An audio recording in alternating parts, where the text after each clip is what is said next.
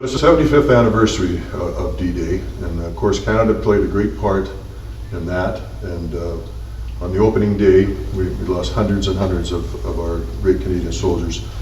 But it was the beginning of the end of the war. From that day on, the Germans were pushed back, and Canada and our allies moved forward.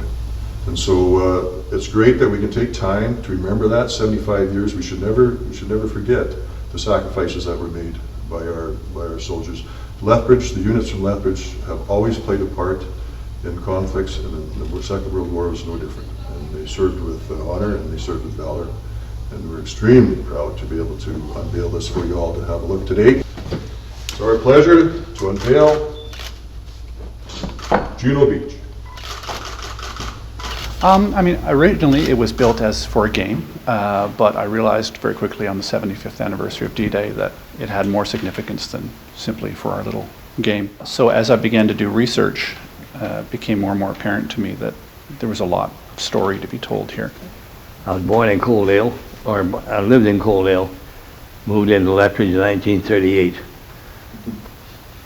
and ended up in Lewko, Germany.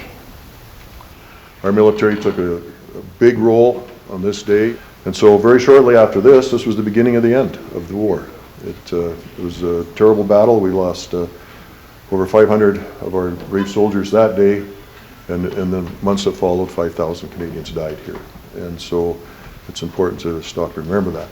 I mean, my board here is quite peaceful, but in fact, at the time, there would have been constant mortar shells landing, machine gun fire, smoke, screaming. It would have been a horrible place to be. I've seen things that I don't want to see again.